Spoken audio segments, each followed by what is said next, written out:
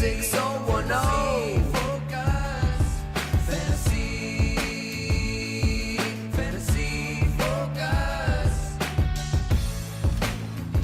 Hello and welcome into Fantasy Focus Football presented by NFL Sunday Ticket on YouTube TV. My name is Daniel Dopp here with Field Yates, Stephania Bell, and Mike Clay. All four of us, four wide today. It's going to be a huge show. Just real quick, Stephania, you and I. Oh, wow. Stole my joke. Wow. All right, we've been doing this pod way too long. That's so good. Are we getting a procedure penalty? We might. We have to break the plane here. That's right. That's right. We got to do fewer pods together. Our brains are just. I don't want any accidents, any illnesses. I don't want any of that on today's show. Not today. At least I can move my chair up a little bit so that I am actually aligned legally, as opposed to the Ravens for the first drive last night, in which I think they set the record for the most penalties of the same variety in a single game in NFL history on like 9 plays. Mm-hmm. Yeah. That's a dumb rule. That includes the first one, which is a warning on the first play. You didn't even call it that time. Dude. Anyways, we digress. Great to have football back. It's so great to have football back. We have a huge show today previewing everything in week 1 as well as a Friday game. In case you did not listen to yesterday's podcast, we already did a handful of games to preview. Mike Clay, Field Yates, and I go through and check that out. But now we've got Stephania Bell here, so you know that we're going to be set up for success with this one. Good analysis starts. That's right. So go check that out. We have Fantasy Football Now coming up on Sunday morning as well, just like we do every single Sunday. Make sure that you come check us out on Sunday morning for the latest of information. They have everything to set your lineups. But for what it's worth, let's kick things off with the opening drive. Thursday Night Football. Anybody else sit Isaiah Likely and Scott Fishbowl this week, or was it just me? Yeah. Boy. Probably a lot of people out there. It was 35 points on my bench. Don't feel great. ADP was for Isaiah Likely. Probably 160 something. And not high. 203. 203. There, but yeah, it is. I think everybody who watched the game, I'm sure, knows the result right now. The Chiefs win 27-20 in a game of inches final. But I feel like, and Mike, I know you really were banging this drum this morning. The story was the tight ends. Isaiah Likely has a career game, 9 catches for 111 yards and a touchdown, which could have easily been 10 catches for 115 yards and 2 touchdowns. Meanwhile, Mark Andrews has a very quiet night. What do we make of this? Yeah, so we need to talk through this a little bit because there's a lot of layers to this, and one of them was one we expected, which was a negative game script for Baltimore. We thought they'd be trailing. They were 3-point underdogs. Keep this in mind. Last year, they were underdogs 2 times the whole entire season, and Lamar Jackson and the receivers put up big numbers in each of those games, as well as the games they lost. So they lost. So not surprising that Lamar Jackson had 41 pass attempts. Last year, he averaged 28.7. So again, they're going to be favorites most games this season. Lamar is not going to throw this much. So that's layer 1 as it pertains to the targets for a player like Isaiah Likely. Also, I think this would surprise a lot of people. If you look at how often they were on the field, Mark Andrews played 53 snaps. That was 72%. Likely 52. Andrews ran 28 routes, 24 for Likely. So Andrews was actually on the field more often. And I think where then we go to the next level is like, okay, but Likely's playing wide receiver now, isn't he? Well, really, Andrews played wide receiver last night. He was in the slot on a majority of his routes last night, 15 out of 28, which means he was covered by corners on 15 of his 28 plays. Likely was in the slot, but also in line. You saw him stacked up near the tackle quite often in that game. So he was covered by a corner on 6 of 24 routes. So it's kind of interesting how that played out last night. And I think the messaging here and the way I'm going to look at this going forward is usually 2 tight ends can't survive in an offense. I think the way these 2 are used, they can survive in a good offense. Now, it's not going to be like that every week because they're not going to throw the ball as often, but Likely is probably their number 2 receiver. And Andrews, I would say don't panic. Is he going to be tight end 2? Maybe not. But could he finish tight end 5 this season and Likely finishes tight end 9 or something? Absolutely. I think that's a possibility. So I think better days ahead for Andrews. I think Likely comes back to earth, but I think this could be one of them super rare instances where both tight ends are fantasy relevant. I also think beyond that, we sort of underplayed Mark Andrews missing a whole bunch of training camp because of a serious car accident. The Ravens don't get into much on injuries other than when they have to, right? So Mark Andrews, when he returned to practice, which was just this past week, talked about the accident being very scary, how he was grateful that everything was okay. And while he didn't reveal anything, it does make you wonder if that and not practicing and everything, them kind of easing him in, if that had any play in how this game turned out. I thought he looked fatigued at the end. Mike said he was in on a lot of the plays, but he looked gassed. He slipped and lost his footing one time. It's sort of a weird thing that looked awkward. Yep.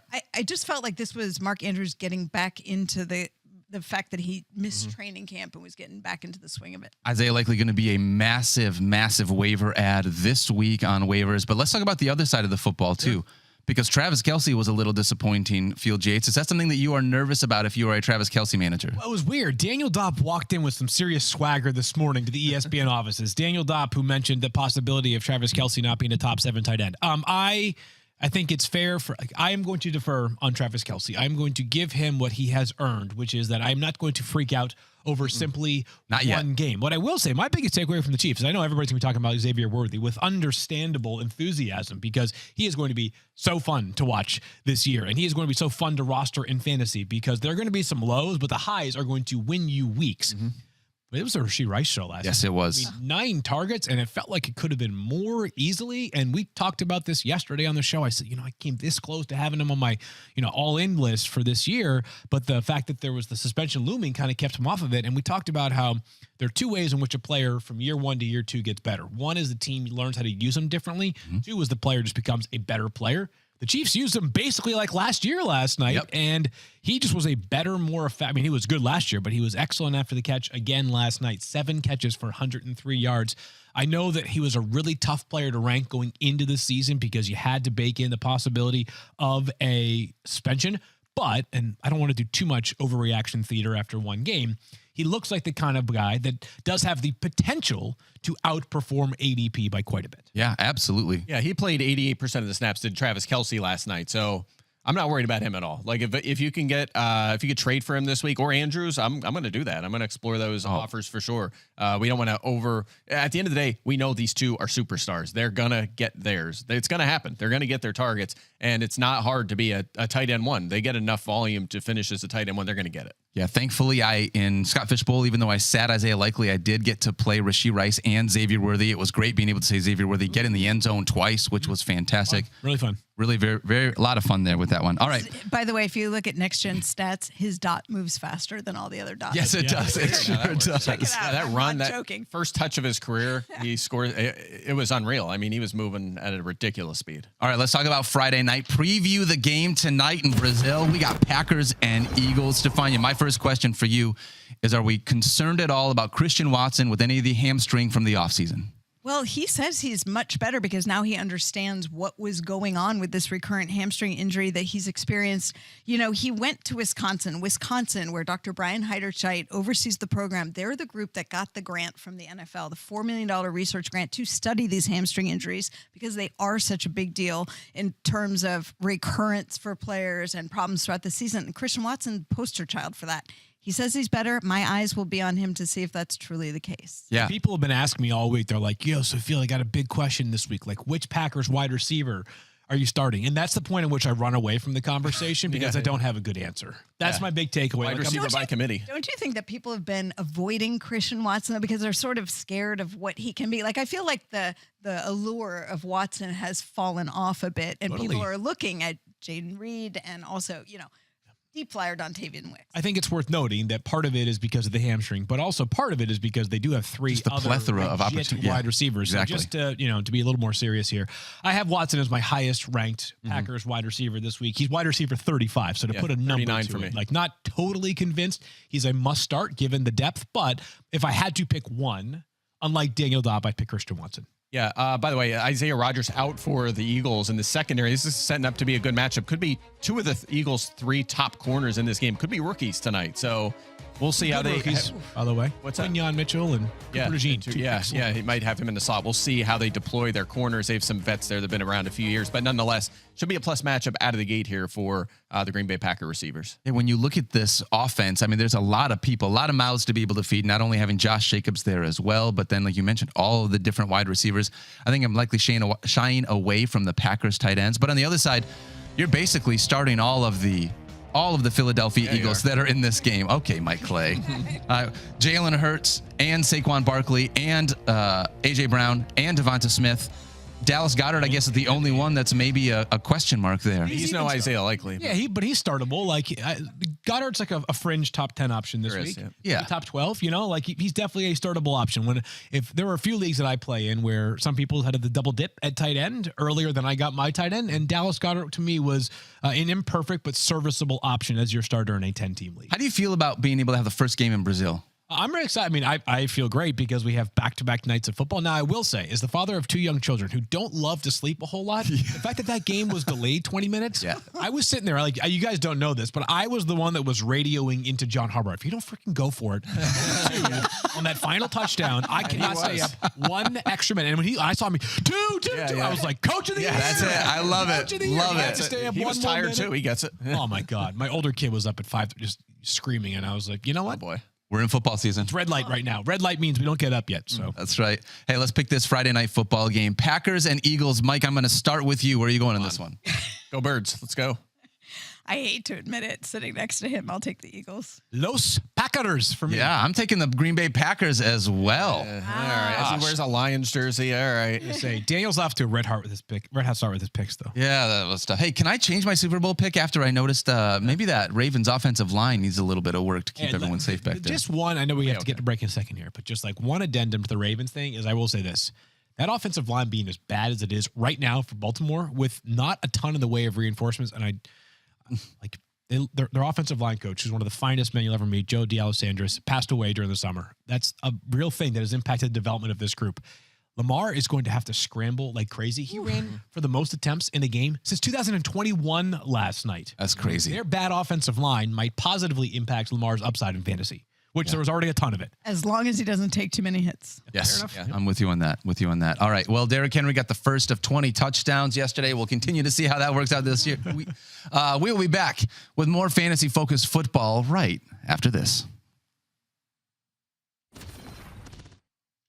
All right, back here in Fantasy Focus Football, Daniel Dopp, Field Yates, Stephania Bell, and Mike Clay, 4 wide for this show. Guys, let's talk about a handful of games that we are excited about.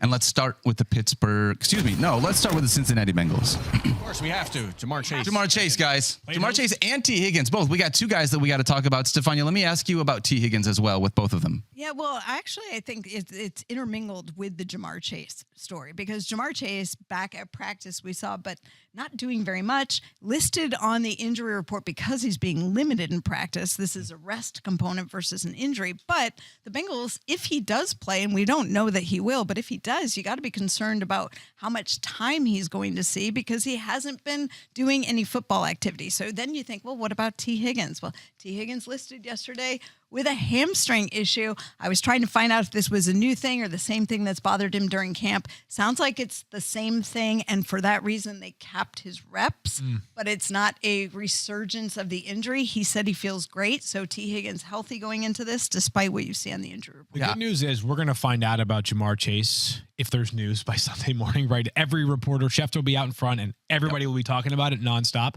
This is maybe a little bit of a reductive way of thinking, but even the Patriots defense will be scrappy this year, and there's a chance that Christian Gonzalez is like the next player that Mike is writing about every single Thursday in that wide receiver cornerback matchup. But my calculus is fairly straightforward.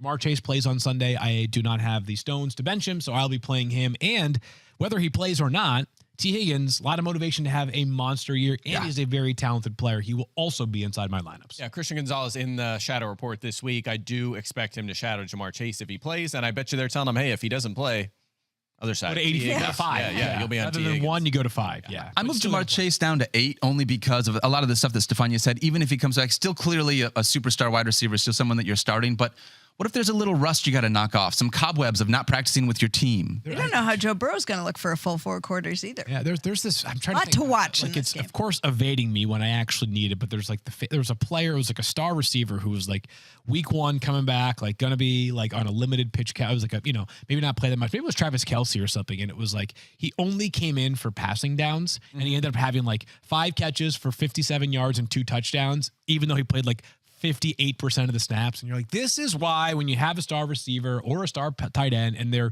good enough to play in the game, it was Hawkinson. That's who it was. It was TJ Hawkinson when he came back. Going to go back further to like Marquez Colston had a game like that. I'm going in the Wayback Machine, but same thing, coming off an injury, few plays, but like 2 touchdowns. I really can't recall when Hawkinson came back, which injury it was, but I remember he came back and he only played passing downs and he absolutely mashed He had like 11 catches. We talk about that sometimes. That comes up all the time where you're like, all right, this guy who's a great pass catcher is going to be limited.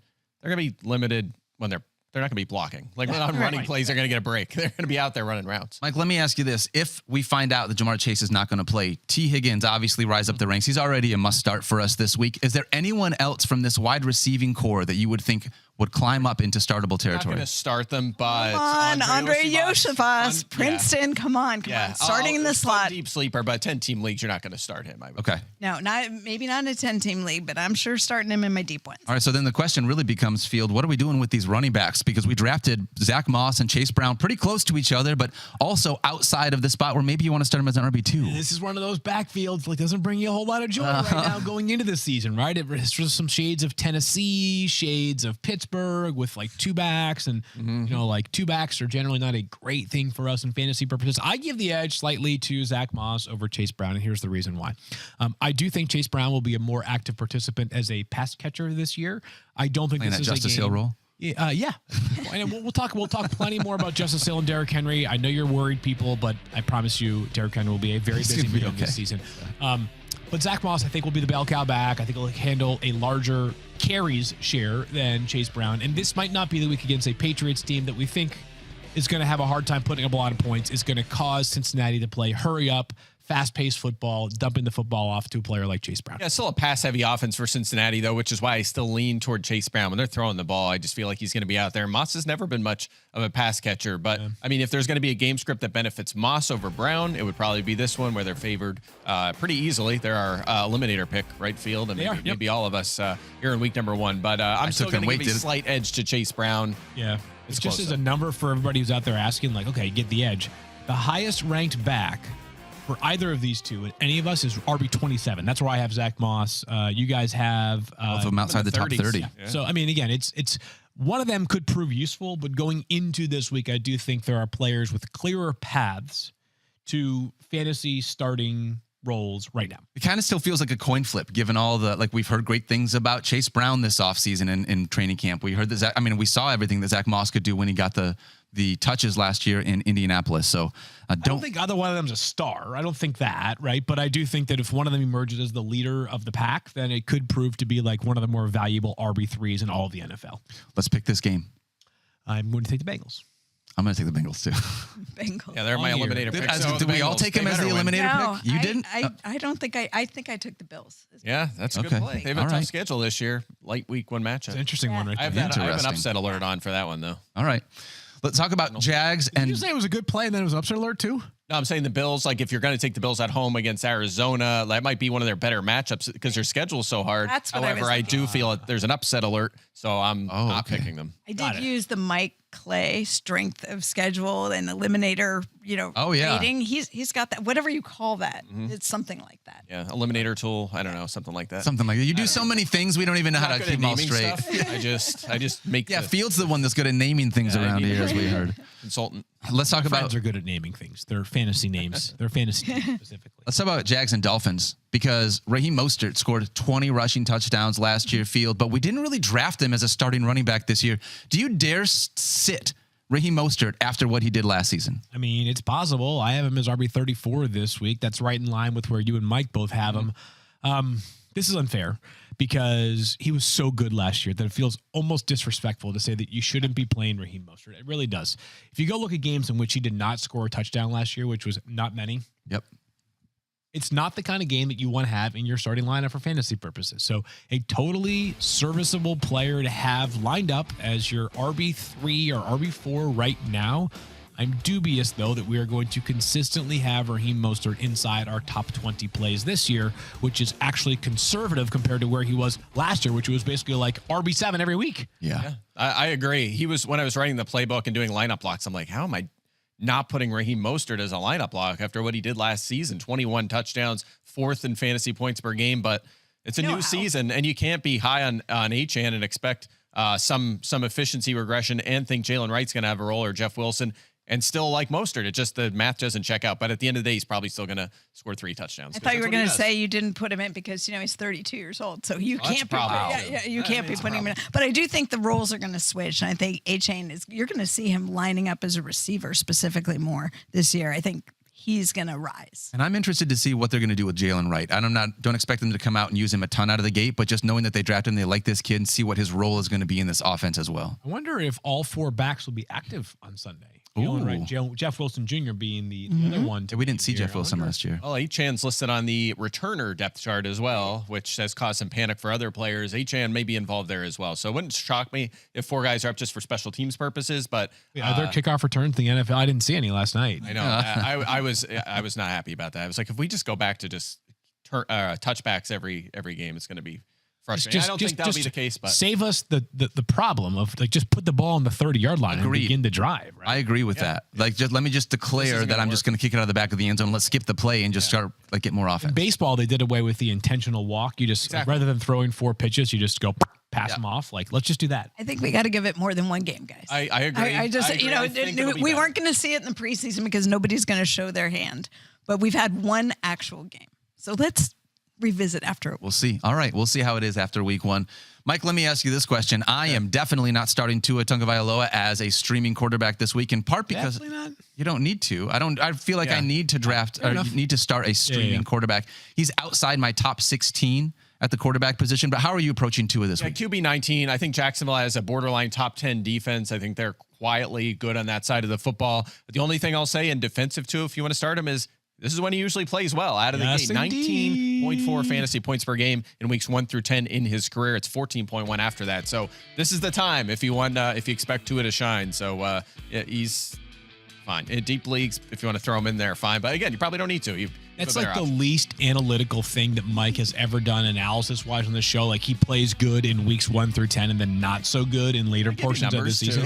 No. I'm saying, like, that's like usually it's like, there's a much more like specific reason behind it other than like the week number that he is playing in. And yet I completely agree. Like, I'm bracing for the possibility of 4 touchdown passes on Sunday for Tua because they always start red hot.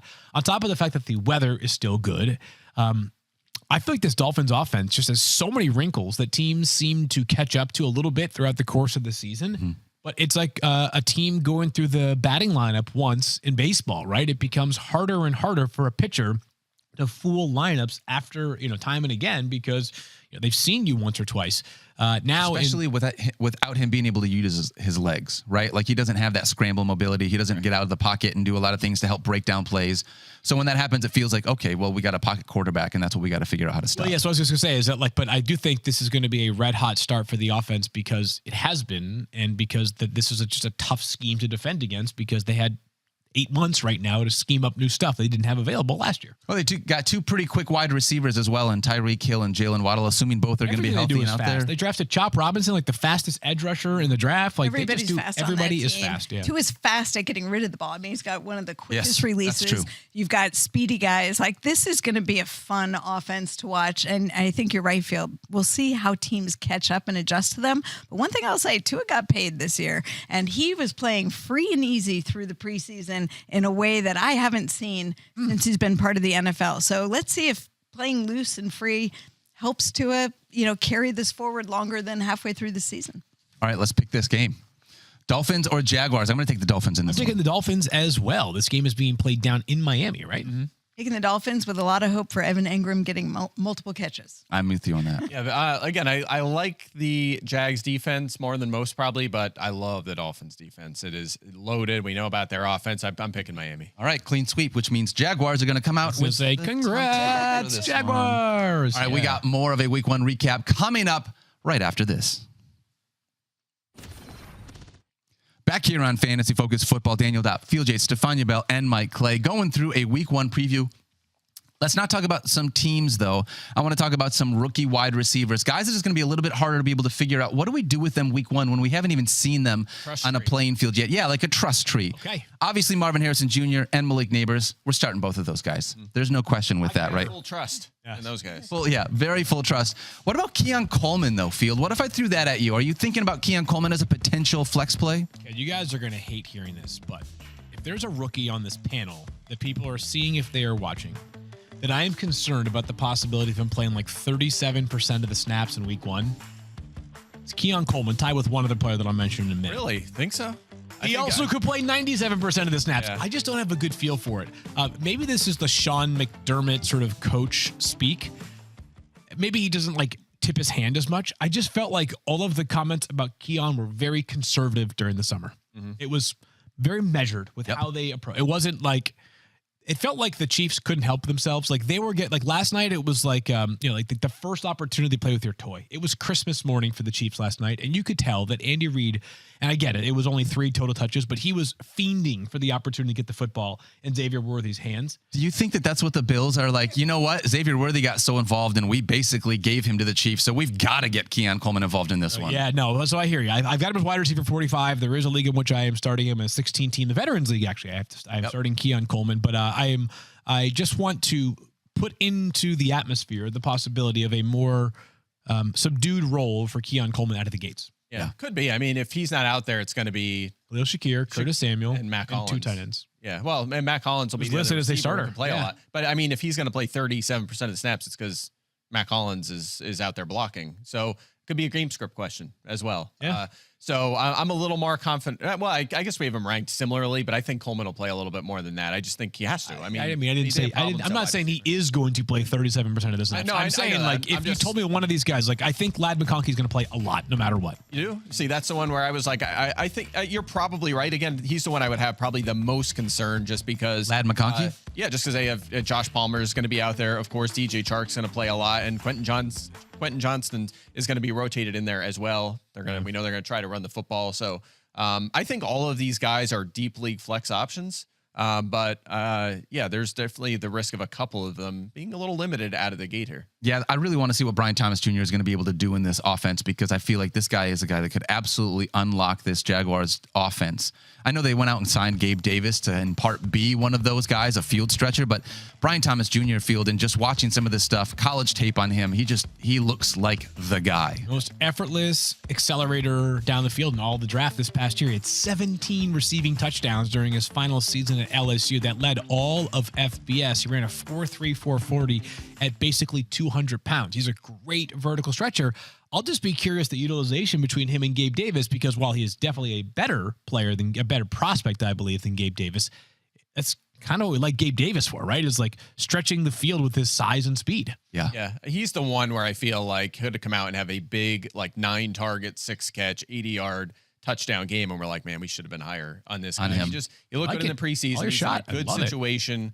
He's replacing that Calvin Ridley role where he had 25 end zone targets last season. He's the one I might be most anticipating, maybe because I probably drafted him the most of all these guys, other than maybe Odunze. But I'm pumped for him. Odunze is going to be fun as well. But you also have DJ Moore there and Keenan Allen. Yeah, I was just going to ask you about that, Stephania. I mean, knowing that Rome Odunze was actually the 3rd wide receiver taken in this draft, like this is another situation where with a rookie quarterback and kind of a different offense, we're going to have to see what he looks like. But would you trust him in a deep league like your 16-team Veterans League? Oh, I'm playing him in my 16-team Veterans League. And I think it's the upside with Rome Odunze. And I think it's only going to get better and better as he develops more of the chemistry with Caleb Williams and as he gets more accustomed to playing in the NFL. You know, he got drafted so early because Caleb Williams had invited him out to throw and catch with him and Keenan Allen in Southern California and then went back to Chicago, was like, I love this guy and we can build something here. And they went for it. So I think Rome Odunze is extremely talented. I think he will emerge. I think he's going to emerge as their best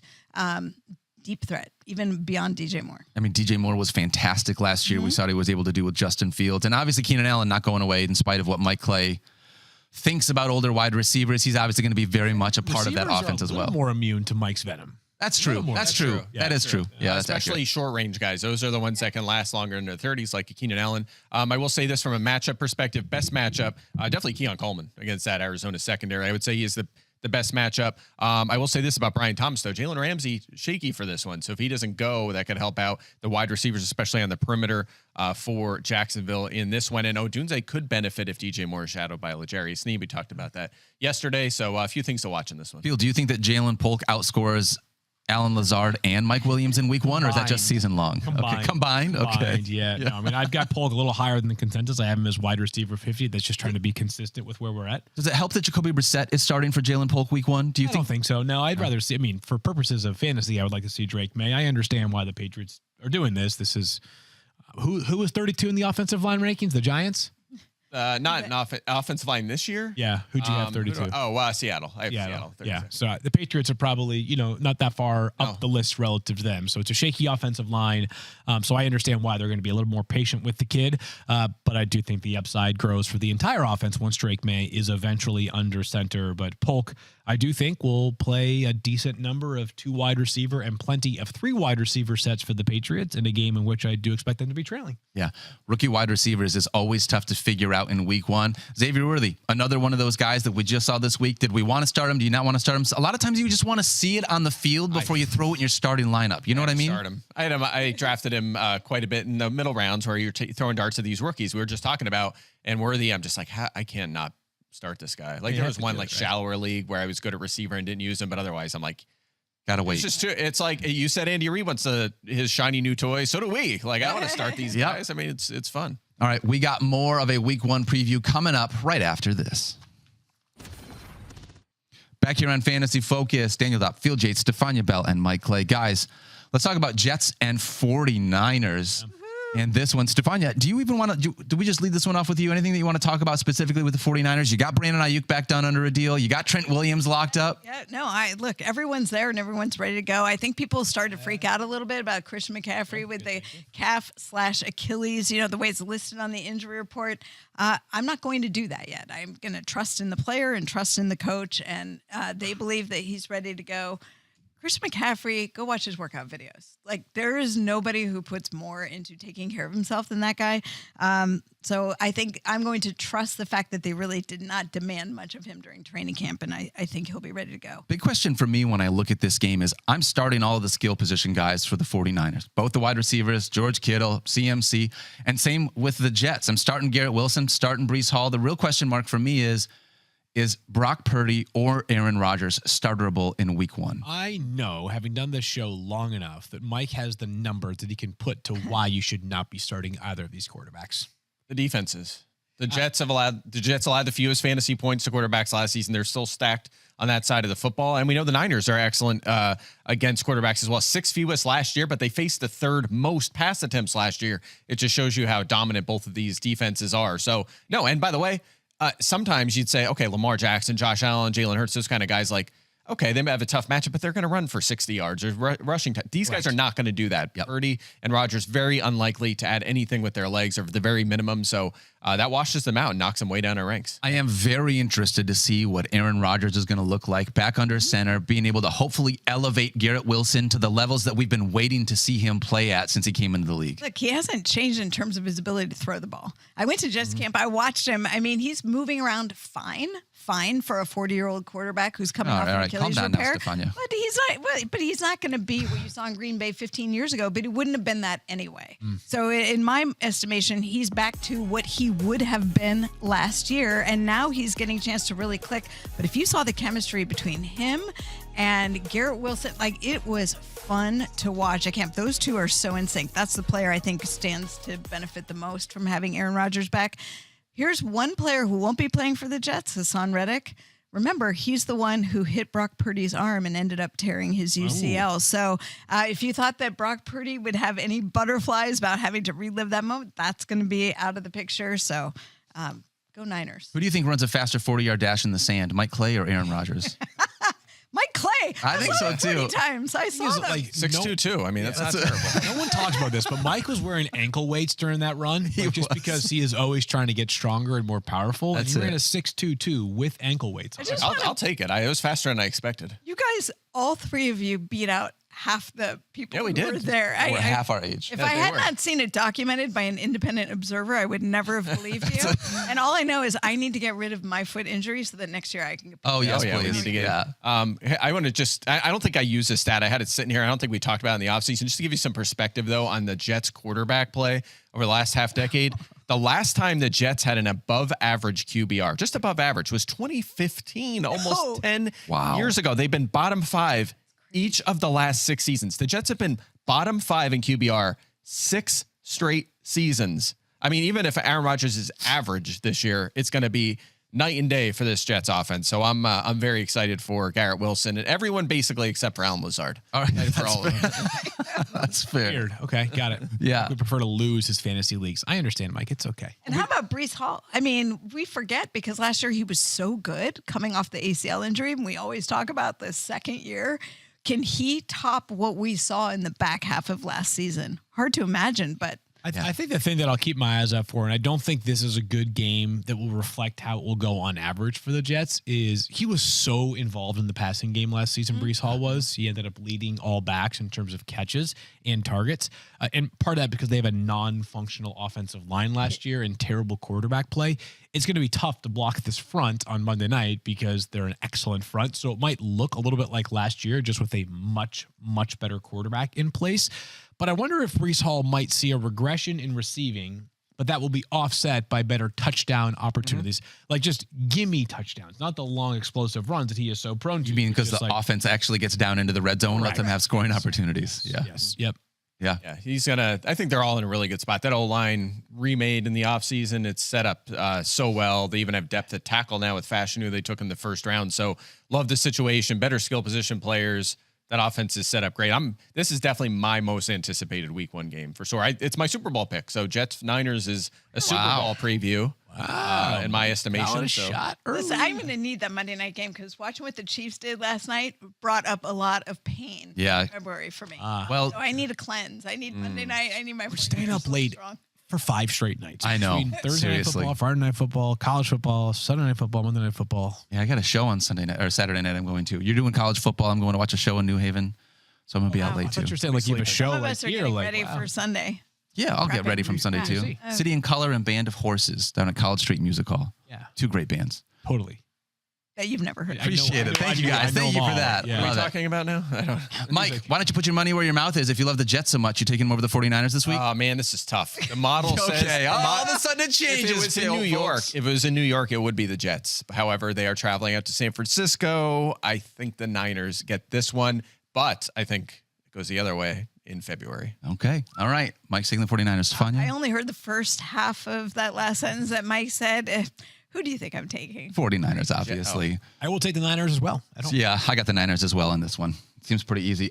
And again, if the Jets were at home, it would be a more difficult decision. But being that it was in San Francisco. This is where I struggle, though, because I'm like, yeah, the Niners should be, they're better. Or like they're at home. I should pick them, but my heart wants to take the Jets because I'm all in this year. Even when Aaron Rodgers has been great, he has struggled in San Francisco. We've been all in on Jayden Daniels throughout the offseason, talking about how he can be a guy. If you wait at the quarterback spot, grab him. You can play him as your QB1 field.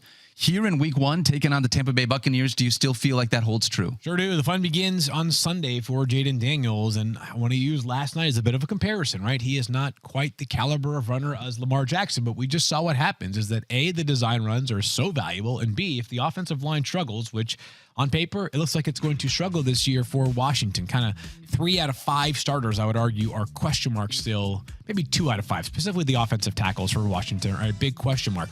That could be a great thing for the fantasy value of Jayden Daniels. He is a top 8 play for me this weekend. Yeah, I will say this. Tampa might have the worst edge rushing group in the league, though, too, which may benefit this passing game here in week number 1. They struggled last season defensively, and honestly, I think they're a little worse on paper, including Carlton Davis going to the Detroit Lions. Yeah, so this is set up for a good start for Jayden Daniels, and that's why we have him. I think we all have him ranked ahead of Dak Prescott this week. It's a terrific spot for him to get his career started. Yeah, top 10 quarterback for all of us, top 8 quarterback for all of us. I think, Field, are you the highest at quarterback 6? Yeah, highest at QB 6. I mean, those wheels, obviously, you talk about, it's just such a cheat code, and we saw it from Lamar Jackson last year. They're going to look even higher because we pulled out Thursday night guys. True. We're going to take out Friday night guys, Love and Hurts, and we already had 2 good quarterbacks last night. So these guys I forget about that. 4th? Yeah, 4. Yeah, Sunday morning. Congratulate Twitter, by the way. Because, I didn't check too many times on the mentions front, but not a single person got mad at me and said, you didn't have Lamar Jackson ranked last night going into the game? Because this is a reminder of protocol. That's right. We remove players that play in Thursday night football games at some point after kickoff. Mike probably has it done by the 14:55 mark of the game. I did yesterday. Yeah. Yes. I waited until halftime to do so. And Slacker. so, Okay. Thank you. So in the second half of the game, if you went to see where did Field have Lamar Jackson ranked, the answer would be he wasn't ranked because he had been pulled already. But if you were wondering, he'd have been ranked QB1. That's why, by the way, I pulled the guys out of my rankings, but I did have Isaiah likely first at times. Yes, no, fair, very fair. But I had Makes to a lot of remove him, sense. but you know. Let's talk about the running backs. Obviously, you've got Austin Eckler moving to this squad as well, Mike Clay. So when you look at this, you got Brian Robinson Jr., who put together a really nice season last year. Excited to see what he can do again. But how much is Austin Eckler going to impact his value? And are both of them starterable here in week one? Not starterable. I would not say that. Is that a word? Yeah, Is that a word? now. Whenever Stephania looks at me and repeats a word that I said, I'm like, dang it, that was a mistake. Instead of lineup blocks now, it's going to be starterable. Startable. Yeah, not starterable. Yeah, okay, all right, guys. Whatever. You get the point. Friday. I think that this might be a matchup that benefits Eckler more than Brian Robinson because if Tampa Bay has the strength defensively, it's stopping the run. You know, if they're really good in the defensive tackle position. So I have them very close. I do have Eckler one spot ahead of Robinson this week. I like Robinson more over the long term, but there's also a question mark of how the usage is going to be in this game. The big question, I think, like we know Robinson's bigger. He's going to get goal line work. He's probably going to lead in the carry department, Eckler in passing situations, but how many carries does Eckler get? That's what I kind of want to see this week. It's going to be interesting. So, but I guess, are they starterable? I'd say no. You know, we have them ranked like 29th and 30th, deep league flex options at best. Here's my concern for Brian Robinson Jr. You got Austin Eckler that's going to come in there and maybe siphon away some of the passing game work, right? And you've now got a rushing quarterback that is really good at the goal line that maybe is going to siphon away some of the goal line work. Not something I'm worried about so much like in week one alone, but just throughout the course of the season, I'm interested to see the way that this kind of three-headed rushing attack for the Commanders is going to play out. Let's pick this game. Yeah. Because I don't think we have anyone else. This game is in Tampa. It's in Tampa. Yeah. It's in Tampa. I'm going Bucs. Yeah, I'm down on the Bucs this year, but I like them in this game. I think they get it done. Yeah, I think I'm going with the Bucs. I'm taking Tampa as well in this one. I mean, they were a playoff team last year. I don't like clean sweeps. I'm not going to lie to you. No, I'm kind of excited to see what Washington looks like, but I still think Tampa Bay pulls it out in the end. I wouldn't be surprised though. An upset would not surprise me. Dan Quinn will get that. The defense is a little better on paper. Still holes there, but could be a little better. And then if Jayden Daniels is the real deal, you know, Washington could be a 500 team. Oh, he is the real deal. For what it's worth, you're obviously starting Mike Evans, Chris Godwin, and Rashad White on the other side. Baker Mayfield, I guess, if you want to talk about a potential streamer, not as though we're streaming quarterbacks in week one, but he's a guy with a good matchup. Him as one of the names. Geno Smith, a name to consider. Names that, like, if you intentionally drafted Dak Prescott and somebody else because you knew you were planning to sit Dak in week one, those would be amongst the names to consider. Yeah, good matchup there. Washington's perimeter corners, massive question mark this year. Emmanuel Forbes might not even play or start in this game. Michael Davis they brought in to be one of the starters there with St. Juice. So this is going to be a tough interesting. one. Could be, well, a good spot for Mike Evans, Chris Godwin, those kind of guys. Jalen McMillan, deep sleeper. Love that. All right, when we come back, we're going to continue on this week one train of football previews. Back here on Fantasy Focus Football, Daniel Dopp, Field Yates, Stephania Bell, and Mike Clay, previewing the rest of week one. Again, if you missed our other show on Thursday, Mike and Field and I already went through a bunch of games, talked about a bunch of matchups. Go back and check that out in case you did not hear anyone in today's show. But let's talk Lions and Rams. Why not, Daniel? I'm ready for this one. I mean, I did want to wear my Penei Sewell jersey for week one. I think that I wear it almost as well as Penei does. He fills it out a little bit better. I don't understand why the arms are so loose, though. Can you guys help me with that? It's a small. It's not even a schmedium. It's just a straight up men's small. I said that when you walked Thank you for that. When you walked in the studio, I was like, this is very unsettling. Like a Sewell jersey on you, it just doesn't look right. Well, how dare you, Mike? I think you look great in everything, but that's fine. We need to get you like an Isaiah Williams jersey. That's, you know what? Yeah, like someone, Jameson Williams, right? Like tall and scrawny. Let's talk about him, actually.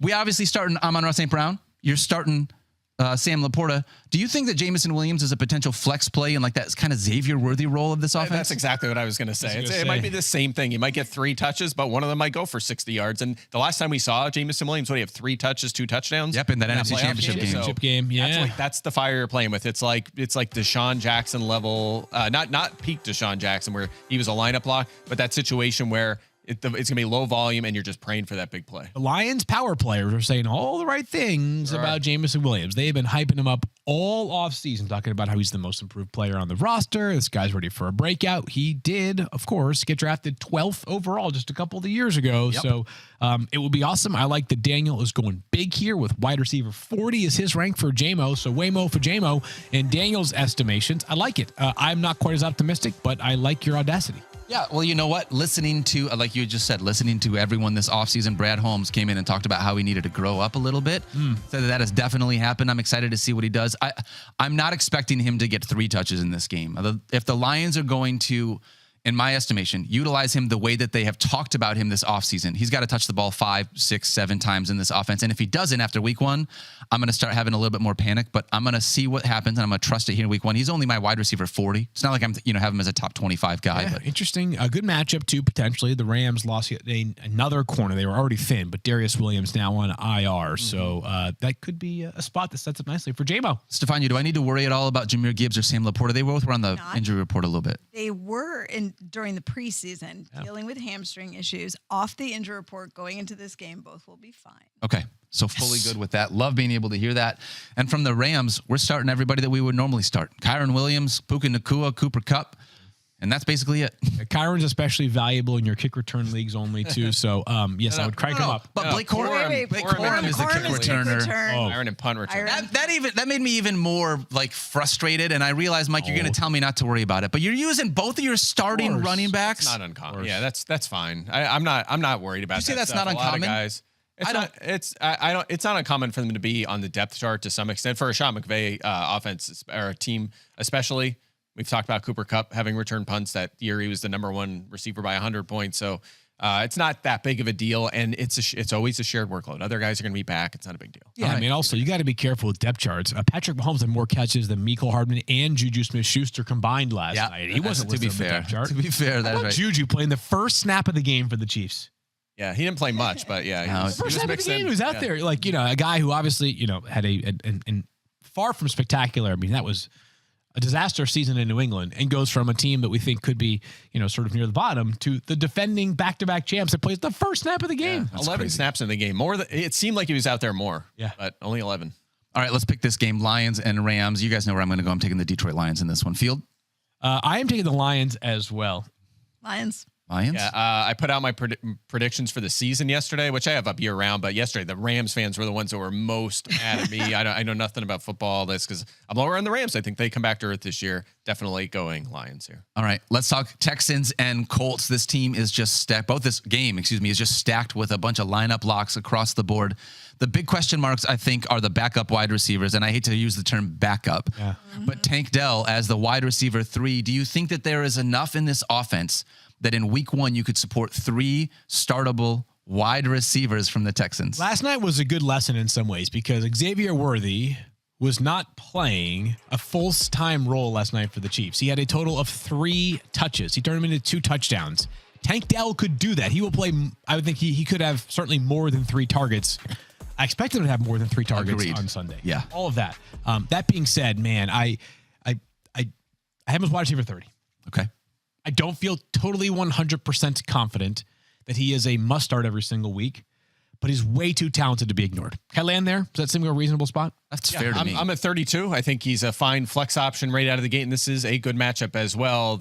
Some concerns at corner. I mean, Kenny Moore is awesome in the slot, but the Colts have some concerns on the outside at the cornerback position. So I like the matchup for these receivers. And by the way, if you like Anthony Richardson, you think the Colts are going to be good or competitive, maybe they're trailing in this game, and that means more targets and more Tank Dell. Yeah. Stephania, anything that you want to add on the Texans before we move on to talk about the Colts? Nope. So then let's talk about Adonai Mitchell, because I think that's the only question mark. Not going to see Josh Downs, it doesn't seem like this week. No, and just a reminder, Josh Downs, high ankle sprain during the preseason, and typically we rate those as 4 to 6 week injuries, although we know that it can compromise a player for longer.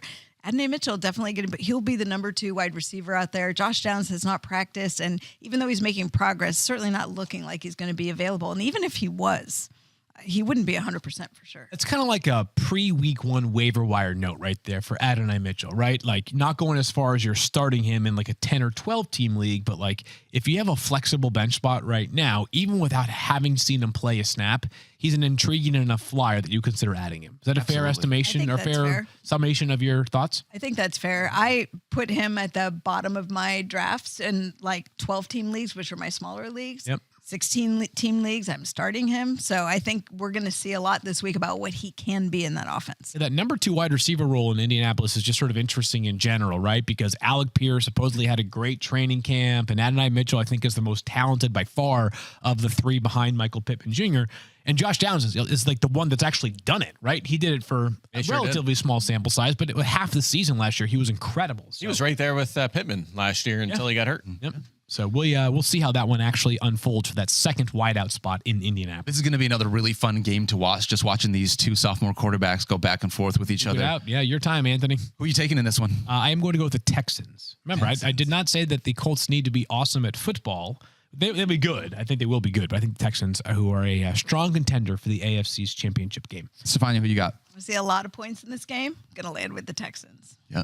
Close when it's in Indy, but I'm going Houston. I'm in. All right. Well, if all you guys are doing Houston, I'm going to switch it over. I'm going to take the Indianapolis Colts just to save us. Good for you. All right. We got a little bit left here on Fantasy Focus Football. We'll be right back in just a minute. Back here on Fantasy Focus Football, Daniel Dopp, Field Yates, Stephania Bell, and Mike Clay wrapping things up here for this Week 1 preview. Let's talk about our starts of the week. Guys that we are pumped to be able to see, think that they are going to do well this week in Week 1. Field, let's start with you. Yeah, let's define this a little bit, right? If these are players that you normally are starting, you're saying that like you think a big week is in store. Yes, we're not talking like CMC and Justin Jefferson or CeeDee Lamb. You could make them that. You could make that, but it would be like, hey, I think this could be the best game of the season for CeeDee Lamb this week or something like that. It also could be a player that isn't necessarily a lock to start that you think deserves to be started this week. And that's where I land. Caleb Williams from Chicago Bears, who based off ADP and based off of some people's rankings, is not a lock to start. I've got him inside my top 10 this week. I think the era begins in Chicago. Caleb Williams is a top 10 quarterback for me this week. Special football player, excellent group of players around him. I think Tennessee, they definitely will be improved defensively relative to where they were last year. The horsepower they have in that secondary is much, much better, but I'm not totally convinced it happens right away that they gel and become a dominant unit. I think Chicago wins this game in Chicago. Caleb has a big day. Let me ask you one question really quickly. Has there been a rookie quarterback in the last 5 to 10 years that you think came into a better situation with the players around him? A rookie one? Yeah. Patrick Mahomes with Tyreek Hill and Travis Kelce. Okay, that's fair. All right, that's a good point. But the number 1 pick. Okay, but you get what's like. Okay, so as far as young quarterback taking number 1 overall, it's maybe the best ever. Yeah. Maybe, yeah. Stephania, what about you? Who am I picking? Yep. Jonathan Taylor. Ooh. And I think if you start out last year, he missed the first 4 weeks because between the ankle and a bit unhappy, comes back, starts to get back into it, then tears a ligament in his thumb, has to undergo surgery, then comes back again. It was not a good year for Jonathan Taylor. We've seen the top tier running backs. He's not in it. So I think it's sort of this unsexy pick to have Jonathan Taylor high, but think about all the opportunity he's going to have now. First of all, he's been paid. He's happy. With Anthony Richardson being healthy and being a threat to run is sort of what we talk about with the Lamar Jackson, Derrick Henry, even though they're very different in size and style, having a running quarterback as a threat makes you a better player. If you look at the depth behind him, Trey Sermon and Tyler Goodson, they're not giving the ball to them, by the way. Mm-hmm. And he's averaging over 19 touches a game over 4 years in the NFL. Jonathan Taylor's going to touch the ball a lot. Texans' run defense doesn't scare me. I think it's a big day for Jonathan Taylor. Love it. Love all that. All right, Mike, who you got this week? You know where I'm going with this. An old running back. Obviously. Of course. Come on. Guy over 30. Look, week to week, they're fine. Okay, it's a full season where you're concerned. My favorite fourth round target this year. Wrote about it. No, I wrote about him in the ultimate draft board. Oh, I did. Fourth round. I even mentioned all of you because I knew you'd give me a hard time for it. Alvin Kamara is my play this week. I'm as RB4, which might be too low because last year he was RB3. He was outstanding when he was on the field. Kendra Miller hasn't worked out so far, and he's not even going to be active for this game. It's going to be Jamal Williams, who wasn't a threat last year to Kamara. Taysom Hill will get some backfield work as well, but it should be the Kamara show, who again led the running back position in target share last season in his career, averaging 16.6 fantasy points per game against the Carolina Panthers, at almost a touchdown per game. They were atrocious against the run last year as well, the most touchdowns allowed to that position. So all in on Kamara in week 1. Yeah, it's tough to be able to argue with that. In spite of the fact that, we tried, Field and I feel like tried to stay outside of like these top running backs. Stephania, I get it because Jonathan Taylor coming back from injury. Mike, I don't know what your excuse is in taking just such a superstar running back for this segment, but it's fine. Because there's other things like DFS and there's betting. Okay. There's good reasons to to talk these guys up. All right. Big weeks. I'm going to talk about Malik Neighbors. Heyo, I'm there we pumped to go. see this one. Obviously, a little more anecdotal. Start Malik Neighbors. Oh, hot take from Daniel. Where do you have Malik Spicy Neighbors? He's Doesn't outside matter, the he's the top. number Can't say those words in front of me for like another week. Like, Bubble guts will return. that's true. Spicy. Bum floods. We don't need those. So Hot snakes. here's where I'm at with Malik Neighbors. Parks and Rec reference. I feel like with Malik Neighbors, obviously a little bit more anecdotal. We haven't seen him on the, a real NFL field, but this entire offense should have run through him. Daniel Jones should just pepper him with targets with the way that he came in. You saw what he did in college and was absolutely unbelievable. In watching him this preseason and listening to people in this offense talk about him, the idea that the Giants unretired, the first number ever retired in NFL history for a guy that hasn't even stepped foot on an NFL field yet, lets you know what they think of this kid. And I'm just all in on being able to see what he's going to be able to do here week 1. I have him as wide receiver 22. By the time that we pull out our Friday players, he's going to be a top 20 wide receiver. Got a highlight reel from training camp already. Like, I can't wait he's to see what he does in a unbelievable. real You know, game. I think what you're hoping for, and I understand that the net result last night wasn't incredible. You're hoping that Malik Neighbors is what Zay Flowers was for the Ravens last night. Yes. The only guy. Yep. I guess Isaiah for a Levy got big lot Only of wide targets, too. receiver. Yes. Yeah, the only receiver that mattered, and they're constantly scheming up ways to get him the football. That would be my ideal for Malik Neighbors for the New York Giants offense. Zay Flowers probably actually had like 14 or 15 targets. It's just that a bunch of them didn't count because of There were so many penalties. many penalties. So if that happens and we see double-digit targets in week 1 for Malik Neighbors, I will not Probably be will. surprised. Give me my money. I love that. All right, guys. This is going to be fun. I mean, week 1 is on our doorstep. Anything Stephania, else we didn't hit that you guys are like really looking forward to? this Stephania week? didn't give us a super. Yes, She was that's not right. here. Stephania, you don't have to go through every single. Yeah, we did team. yesterday. Yeah, Yesterday we we did did all the Super Bowl playoff teams. We thought, why don't you just give us a potential Super Bowl preview of who you think might make the final game? 49ers versus who? 49ers versus the field. Just- I mean, just- I'm ineligible. Yeah. Who's it going to be? I mean, I like Mike's call of the Jets, but I don't think that they make it that far. You know what? I mean, it's hard to pick against the Chiefs, right? The Chiefs are convinced they're going to three-peat. This is the game we want. This is the game Kyle Shanahan and Brock Purdy want back. 49ers Chiefs, and the 49ers take it in New Orleans. I'll be there. Because I've been to a Super Bowl where the 49ers played in New Orleans, and it did not end well for us there. So you need to this. erase that You memory, need this, scrub the Stephania. memory, and bring that back. What was the last rematch? Was that Bills Cowboys? Was that the last time we had a rematch Super Bowl? I feel like it was. Yes, it was. Going way back, yeah. Correct. Yeah, good call by Mike right there. Yeah. Gosh, how great would that be? I don't understand why you would take the 49ers over the Lions, but I understand that you know. Well, you know. I'll settle on See Jets. what happened Lions. last year? I don't need any of that, Stephania. All right, No. that's going to do it for us here on Fantasy Focus Football. Don't forget, Fantasy Football Now, ESPN 2, 10 a.m. Eastern until 1 p.m., making sure that we are getting you all set up. We love you guys. Don't forget to love each other. And thank you so much for watching Fantasy Focus Football, presented by NFL Sunday Ticket on YouTube TV. We will see you guys in week 2.